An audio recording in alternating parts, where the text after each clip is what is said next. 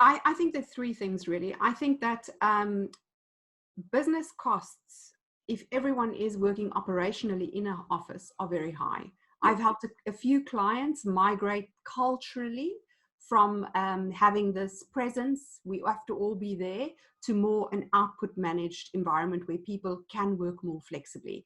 And for all of those, it was done very successfully, and the cultural change is really embraced by individuals who have flexibility. Yeah. I think it cannot be a one size fits all. I think it has to fit the business, it has to fit the people who work there.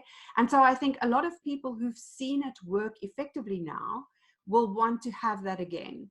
They'll want to not commute as many days. Yeah. I don't think it'll become like 100% lockdown like it is now, where people just 100% want to work away, because lots of people also want to still interact with other people and have that connection with people.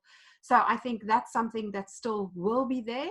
But I do believe that some cultures that were very reticent in changing now will have to think about ways to reduce their cost base. And hopefully this is one of the good things that comes out of it, which makes it more flexible for people, but also embraces it culturally, that it's about the, you know, what works best, how you work best as an individual. You know, I don't think any decree from an organization is ever good, because it has to be, how do you work at your best? And if I work at my best, being there 3 to 4 days and my output is there, or 3 to 4 days at home, you know, I think the technology must support both.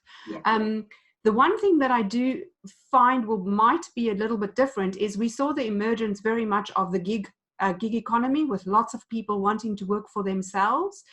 The reality is, in the UK, a lot of people who have their own companies, right at the beginning of the government support, wasn't supporting how they work. So they would feel a lot of uncertainty now financially, and depending on their family situations, if both are working like that or just one, I think some people might want to, after this, have a bit more stability for income, you know, and have less of this, you know, I'm running my own business, I'm working for myself, and that's a huge risk in the case where there is a pandemic. But I would say that probably only the larger corporations are the ones where there's been no change to salaries and what people are earning. And I think many organizations have been affected. It's just one question in my mind, if a lot of people would want to take that risk now, or whether they'd say, I'd want a little bit more safety.